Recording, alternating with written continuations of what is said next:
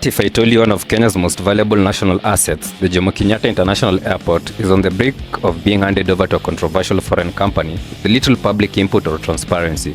The proposed takeover by India's Adani Group has ignited outrage and protest across the nation, with the opposition leader, Kalonzo Musyoka, calling it a scam and a threat to Kenya's sovereignty. While the government insists that this deal is essential for modernization and economic growth, the stakes are high, and the implication could reshape the future of Kenya. Join us as we dive deep into this unfolding story, uncovering the truth behind the Adani Group deal and its potential impact on the Kenyan people. Kalonzo Musyoka, the leader of Wiper Democratic Movement, has been vocal in his opposition to the Adani Group deal, labeling it as a scam. His remarks come at a time when many people in Kenya are experiencing their concerns over the transparency and motives behind this deal. During a recent church service in Kabete, Kalonzo stated, "The people of Kabete have said no to Adani, no to corruption, and no to the KK dictatorship." He emphasized that this settlement reflects a broader national concern about the deal. He argues that the government is engaging in shady deals without proper public consultation, stating, and I quote, "How can we sell our international airport just like that?" This reflects a growing frustration among the citizens who feel excluded from significant decision-making affecting national assets. Kalonzo's stance is rooted in a desire for accountability. He believes that the Kenyan people deserve a say in how their national resources are being managed. This sentiment resonates with many who feel that their voices have been sidelined in favor of corporate interests. The backlash against the Adani Group deal isn't just limited to political leaders. Airport workers have also voiced their fears, staging protests over potential job losses and the lack of clarity regarding their future employment under the new management. Many workers are concerned that the deal, framed as public-private partnership, could lead to significant changes in their job security and working conditions.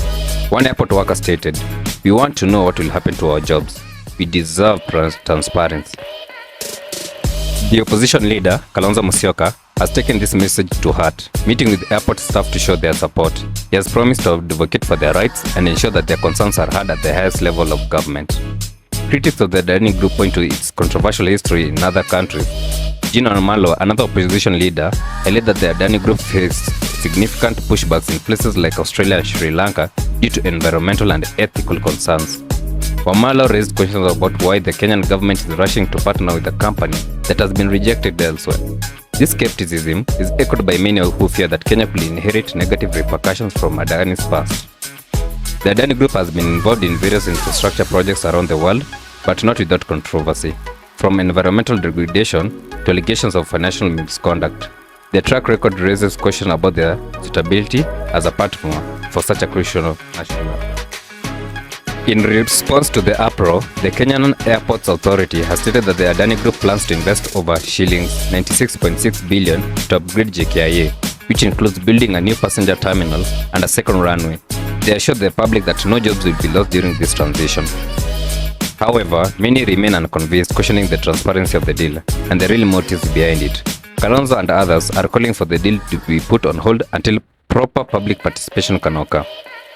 This situation raises important questions about Kenya's governance and the role of public participation.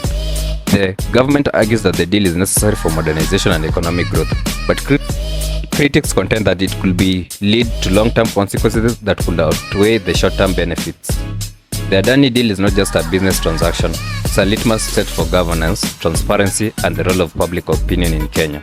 Kalonzo Musyoka's strong stance reflects a growing demand for accountability in how national assets are managed. Political analysts suggest that this situation could be a pivotal moment for Kenyan democracy. The public reaction to the Adani deal may influence future government decisions and the level of scrutiny applied to public-private partnerships. As the debate continues, it's clear that the Adani deal has opened up a larger conversation about the future of Kenya's infrastructure and the importance of citizen engagement in governance. Kalonzo Musyoka's opposition highlights the need for a more transparent and participatory approach to decision making. What do you think about the Adani deal?